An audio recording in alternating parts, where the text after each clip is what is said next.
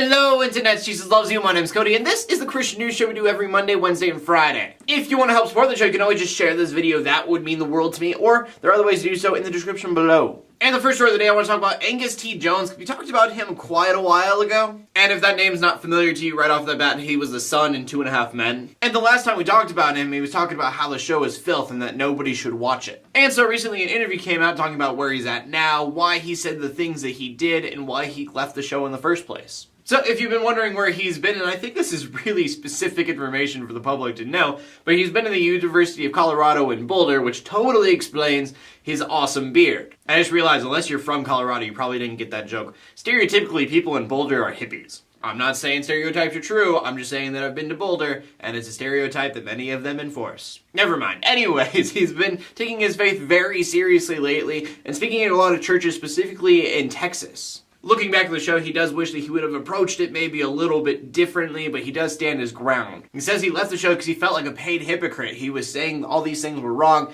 and then on the show, he was enforcing them. And when asked if he was ever going to act again, he replied, probably, but it's going to be stuff that's Christian related. So, a little bit of celebrity news for you, and Angus T. Jones, I hope you the best. And I suppose our next story could be considered celebrity news as well, because it is about a mega church pastor, Mark Driscoll. He's actually been in the news quite a bit lately, but we haven't talked about him all that much just because it's been a lot of stuff that he was doing stupid, and then people caught him on it, and it's just been a whole mess thing that really wasn't worth talking about. There was a huge thing where they said that he plagiarized, he said it was a mistake, he didn't realize that he had referenced improperly. And then I think much worse than that, to get on the New York's bestseller list, he got a company to buy his books over and over so that it would get onto the bestsellers list. Which I guess is something kind of common, but when you're a pastor and you're supposed to have integrity and honesty, it doesn't really work out too well. But the reason that we're talking about Mark Driscoll today is because he sent out this huge apology to his church. And part of it was this plagiarism stuff that was going on, but it was also a lot more. He apologized for being so disconnected from the church, lacking humility, and he said that his angry prophet days are over. And if you've watched a few of his sermons, he can be kind of controversial because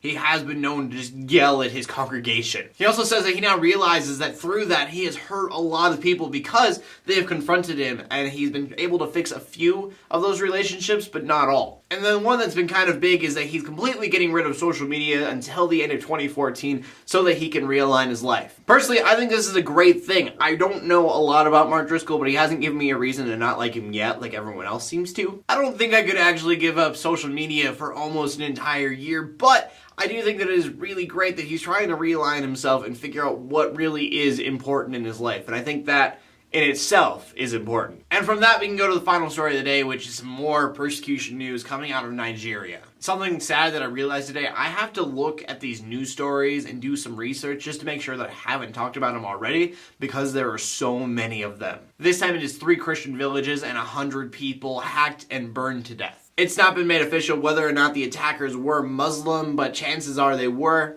just because in Nigeria right now, Muslims and Christians are fighting over land and water over there. So first of all, 100 people. Prayers out to the Christians who are suffering in Nigeria. On the second thing, I want to talk about Muslims for a second, just because I read the comments in this article and they were so stupid. First comment went something to the effect of, oh, it's not officially Muslims who attack the people. Let's not grab our pitchforks and start hating Muslims. And then on the other side of that same exact coin, there was somebody saying that Christians need to get a militia made up and attack Muslims. And the reason that I say that that is the same exact coin is because both of them are taking Muslims as an entire religion and blaming the entire religion on these few people attacking for land and water. I definitely don't think it's right to take just a few people and their terrible actions and being like, oh, you're Muslim. That must be how all Muslims are. It's a lot like how a lot of people who aren't Christian look at the Westboro Baptist Church. Oh, that must be what all of Christianity's like. That's not the case. So I just want to remind people, yeah, there are a few evil Muslims out there. There's also a few evil Christians out there.